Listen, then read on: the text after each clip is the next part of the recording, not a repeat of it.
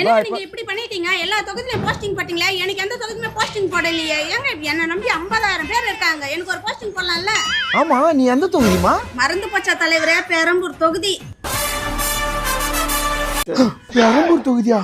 Kundrathur 4 road நின்னாவே 4 பேர் அடிப்பானுங்களே. பெரம்பூர் தொகுதி நின்னும் பெட்டி அடிப்பானுங்க. ஏமா அதுல பெரிய பெரிய தலைலாம் நிக்குது. கண்டிப்பா நம்ம ஜெயிக்க மாட்டோம். ஏமா அந்த கருப்பை கொடுமா, பட்டுன்னு கொடு, அந்த கருப்பை கொடு. இந்த 3 லட்சம். இந்த பாரு, பணத்தை பார்க்காத, பெரம்பூர் தொகுதி மட்டும் கேட்காத. நான் சொல்றத நில்லு போ, பீச் ஓரமா நில்லு போ, நான் பார்த்துறேன் போ. என்ன பீச் வரும்போது நிக்க சொல்றான், சுண்டல் வாங்கியா திங்க சொல்றான் மென்டல். சரி, அடுத்த எலெக்ஷன்ல பாத்துக்கோம். பணம் கிடைச்சதா போதும். என்னங்க பெரம்பூர் தொகுதியில் அந்த அக்காவுக்கு 50,000 ஓட்டு போடுவோம். ஏய், 1.5 லட்சம் பேர் இருந்தாலும் தோத்துரும். அங்க நிக்கிறது யார் தெரியுமா? ஐயோ, அது நம்மளுக்கு தேவையில்லாத விஷயம்.